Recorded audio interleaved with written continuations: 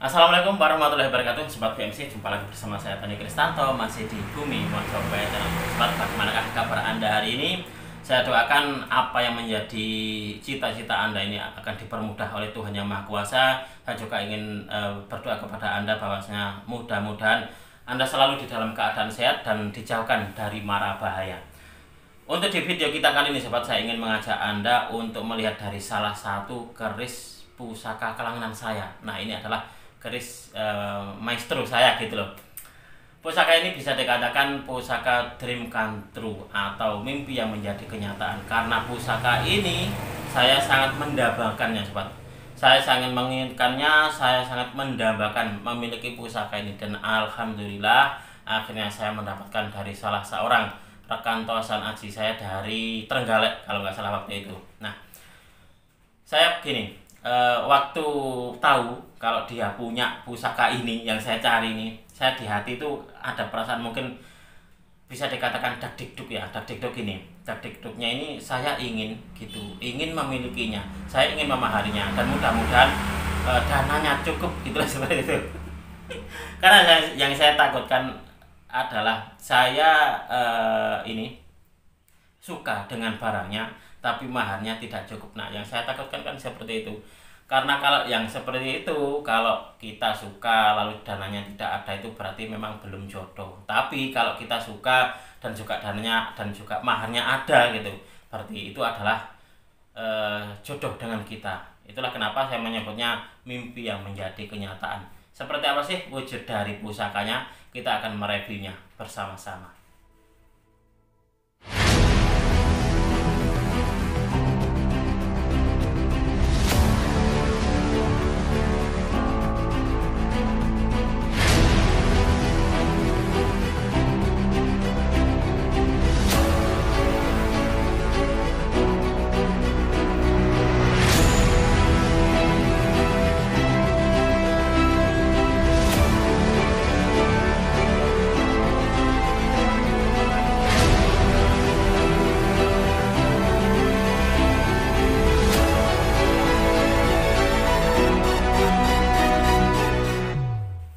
Oke, sobat VMC, langsung saja kita akan melihat wujud dari pusakanya. Nah, ini yang saya maksudkan.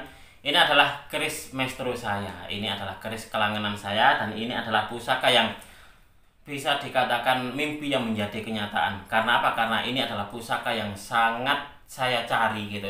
Yang dicari meskipun bentuknya sederhana, dari dapur yang sederhana, tapi ini memiliki pamor yang cukup istimewa, yang banyak dicari oleh para pecinta tosan aji dan juga banyak digandrungi oleh para kolektor. Nah, ini adalah wujud dari pusakanya. Sebelum saya ajak Anda untuk melihat wujud dari pusakanya seperti apa, nah ini saya ingin menunjukkan kepada Anda dulu ini warangkanya seperti apa. Nah, warangkanya memang seperti ini, sobat. Saya itu suka sekali dengan warangka yang kesannya itu gagah, kesannya itu merbawani, kesannya itu kesatrian, itu seperti itu. Itulah kenapa saya selalu memilih warangka-warangka dengan gaya ladrang Surakarta. Karena bagi saya ladrang Surakarta itu kok kayak ada perasaan apa ya, sesuatu yang menyenangkan gitu loh kalau kita miliki. Itulah kenapa hampir semua dari pusaka-pusaka kelangenan saya gitu, yang warangkanya baru, pasti akan saya ganti dengan warangka ladrang Surakarta seperti ini, sobat. Nih, kalau Anda melihat seperti ini, nah ini adalah kayunya. Kalau Anda melihat kayunya nginden, ini adalah kayu telisium, sobat. Nah, begitupun juga dengan dedernya. Nah, ini menjadi satu kesatuan. Apalagi waktu itu saya membalikan selut. Jadi selut ini saya belikan tersendiri dari warangkanya. Karena saya memiliki waktu itu dua buah selut seperti ini. Akhirnya terus saya pasangkan di warangka baru yang saya pesen di tukang warangka saya.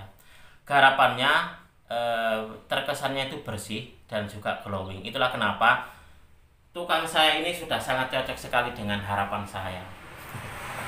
Jadi saya punya tukang warangka sendiri, saya pun juga punya tukang warang sendiri. Jadi saya punya tukang sendiri-sendiri, dan tukang ukir saya pun juga sendiri gitu, seperti itu, sobat. Jadi gini, saya tidak ingin mencampurkan sebuah keahlian pada satu orang saja. Karena apa? Karena gini, tukang warangka saya ini pun juga di tempatnya beliau ada warangan, tapi untuk di hasilnya saya kurang maksimal.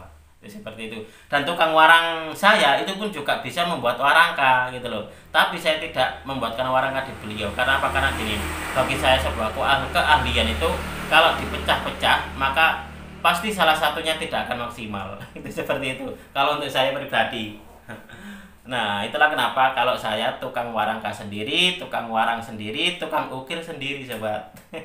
Nah, coba kita nikmati dulu keindahan dari warangkanya. Nah, ini adalah warangka yang sangat luar biasa sekali yang saya pesan khusus untuk di keris ini, sobat. Nah, kalau nggak salah dulu waktu saya mendapatkan keris ini dalam keadaan ligan, jadi dia tidak ada warangkanya. Saya memang sengaja gitu. Saya sengaja memang kerisnya saya mahari dalam keadaan ligan. Karena untuk di warangkanya mau saya buatkan warangka ladrang Surakarta seperti ini. Nah, itulah kenapa saya memang sudah niat sekali. Saya gini, sobat. Apa ya? Kalau saya melihat gitu ada pusaka buat bagus gitu, lalu warangkanya kok kayaknya tidak mendukung, kok kayaknya di hati tuh kayak ada perasaan ganjel, nggak enak gitu loh.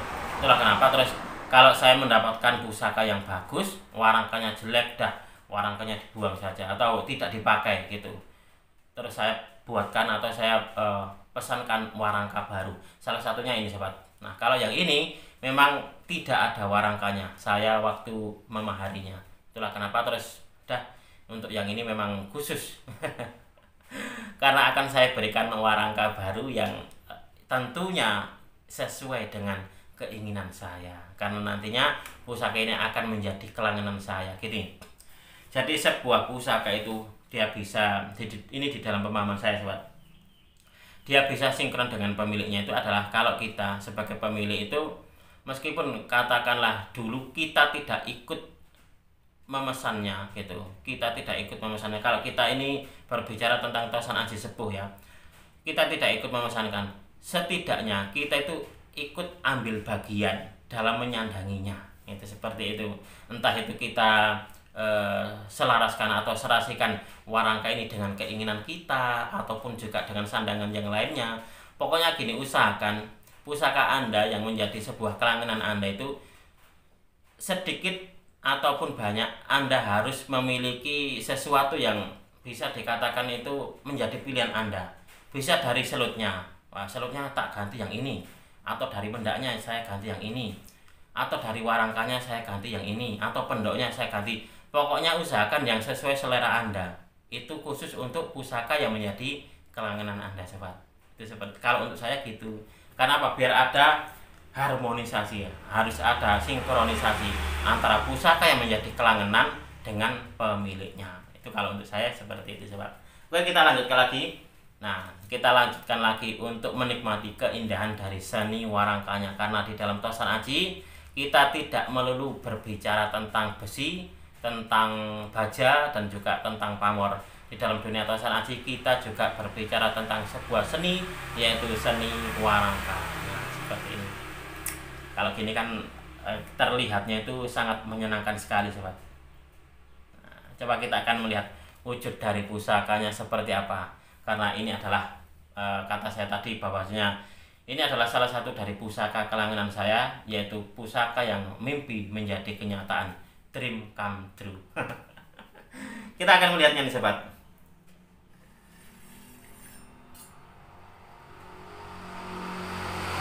Nah, ini adalah wujud dari pusakanya, sobat.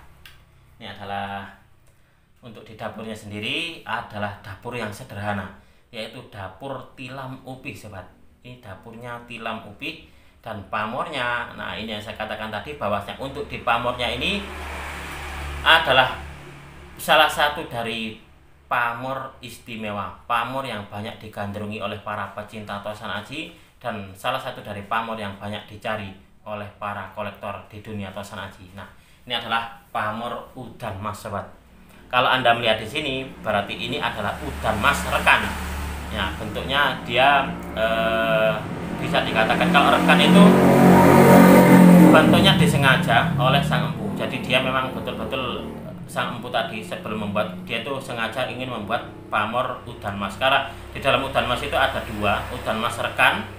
Nah, dan juga udan mas tiban. Nah, kalau untuk yang ini dia udan mas rekan. Nah, bentuknya motifnya 1 2 1 2 seperti ini sobat. Nah, ini adalah udan mas rekan.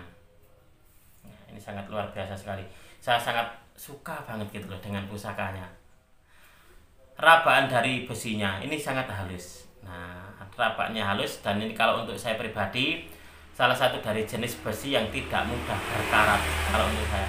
Dan ini masih belum saya warangi. Jadi ini saya dapatkan dari beliau. Ini warangan lama. Nah, kalau warangannya lama masih bagus, kalau untuk saya tidak akan saya warangi. Nah, saya akan mewarangi kalau pertama kerisnya kotor, kedua warangannya memang tidak apa ya, bisa dikatakan tidak mubiar, itu biasanya akan saya warangkan. Tapi kalau warangannya masih bagus dan pamornya masih terlihat seperti ini, masih jelas, maka biasanya tidak akan saya warangi sobat. Nah, ini adalah wujud dari pusakanya.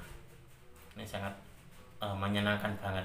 Nanti akan saya bacakan sedikit filosofi tentang dapur tilam upih dan juga pamor udan mas itu seperti apa, sebagai bahan kita untuk belajar bersama-sama, khususnya nih untuk para pecinta tosan aji pemula. Pecinta tosan aji pemula itu tidak harus usianya muda, usianya sudah matang. Itu pun kalau di dalam pengetahuan tosan aji masih awam, itu juga dinamakan masih pemula. Saya pun juga gitu, saya pun juga masih terus belajar sobat. Jadi kita di sini di channel ini kita belajar bersama-sama, kita sharing bersama-sama, bahwasanya saya bukanlah seorang edukator, saya bukanlah seorang ahli, saya bukan seorang senior, tapi di sini saya mengajak untuk belajar bersama-sama dalam babakan dunia tosan aji. Oke sobat, akan saya balik untuk kameranya biar Anda pun juga bisa melihat keindahan dari bilahnya, bilah besinya, dan juga keindahan dari tatanan pamornya. Sekaligus nanti akan saya bacakan sedikit filosofi dari tilam upih dan pamor udan mas. Baik sobat VMC, kita akan melanjutkan lagi. Nah, bahwasanya setiap para pecinta tosan aji ini, saya sangat yakin sekali bahwasanya di antara Anda pasti punya yang namanya pusaka kelangenan sobat. Dan pusaka kelangenan itu pasti sesuatu yang istimewa. Jadi mempunyai kesan tersendiri di hati Anda. Pasti seperti itu. Itulah kenapa menjadi sebuah pusaka kelangenan. Nah, saya pun juga seperti itu. Saya pun juga pusaka kelangenan. Dan setiap pusaka kelangenan saya biasanya itu untuk disandangannya akan saya sinkronkan, akan saya padu padankan dengan kesukaan saya sobat. Karena itu adalah kelangenan saya gitu loh. Jadi saya harus urun gitu loh di dalam tosan ajinya. Entah itu dari warangkanya. Nah, coba kita akan menikmati dulu keindahan dari warangka ini sobat. Nah, ini adalah salah satu dari hasil keinginan saya. Jadi warangka dengan ladrang Surakarta seperti ini adalah salah satu dari favorit saya yang saya aplikasikan menjadi sebuah sandangan dari pusaka kelangenan saya. Nah, ini sangat menyenangkan sekali ini memang. Tampilannya gagah dan juga berwibawa. Kalau saya melihatnya seperti itu. Kalau untuk di pusaka-pusaka dengan sandangan ladrang Surakarta. Nah, coba kita akan melihat wujud dari pusakanya sobat. Nah, ini adalah wujud dari pusakanya. Ini sangat gagah banget. Meskipun dia apa ya, bisa dikatakan dapurnya sederhana, dapur sejuta umat. Ini adalah dapur tilam upih. Tilam upih itu memang sama halnya dengan brojol, itu untuk di keberadaannya sangat banyak sekali peredarnya di dalam dunia tosan aji. Nah, kalau Anda melihat di sini sobat, untuk di tikel alisnya dia nerjang gandik. Nah, dia tikel alisnya nerjang gandik. Sangat menyenangkan sekali nih. Dan kalau kita melihat di sini di bagian belumbangan atau pecetan, ini ada pamornya ini sobat. Ini adalah pamor telogo membeng.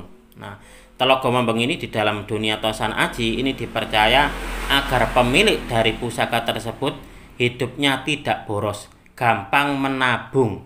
Nah, seperti itu yang saya ketahui.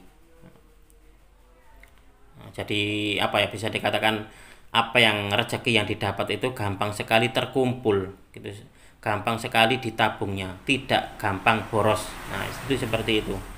Kalau untuk di pamornya sendiri, kalau Anda melihat ini adalah pamor udan mas rekan sobat. Bentuknya itu ada polanya 1, 2, 1, 2 seperti ini. Nah, ini yang dinamakan udan mas tiban. Kalau udan mas udan mas rekan. Kalau udan mas tiban itu polanya tidak teratur seperti ini. Jadi dia bisa berada di mana saja.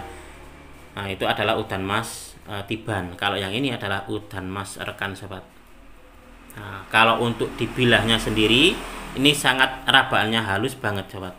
Nah, ini rabaannya halus banget. Itulah kenapa saya sangat suka banget dengan pusaka ini. Nah, berkesannya ini basah. Jadi untuk dibilahnya ini hitam berkesan basah. Dan untuk dirabaannya, dia rabaannya halus banget ini sobat. Dan ini saya sangat yakin sekali kalau bilah yang seperti ini biasanya tidak gampang atau tidak mudah dihinggapi karat.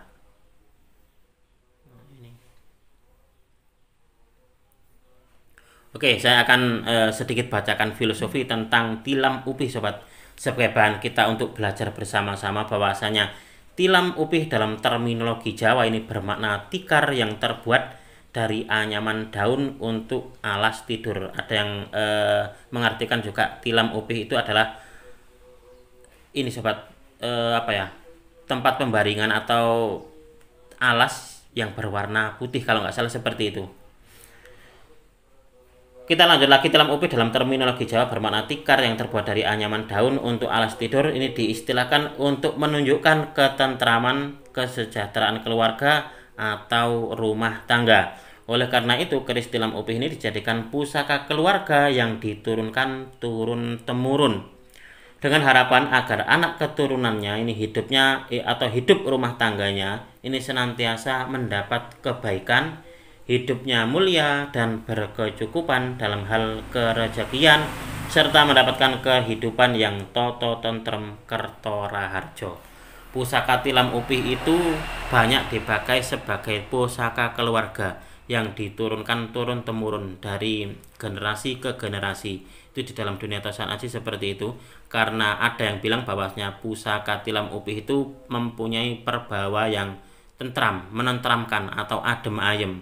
Nah, kalau di dalam rumah tangganya itu adem ayem, rezekinya lumintu, rezekinya banyak, itu kan membuat keluarga tersebut akhirnya bisa dikatakan hidupnya sejahtera. Nah, apalagi sobat, ini didukung dengan pamor udan mas. Nah, kerisnya untuk kesejahteraan dan untuk di pamornya pun juga untuk kekayaan dan juga untuk kemakmuran hidup.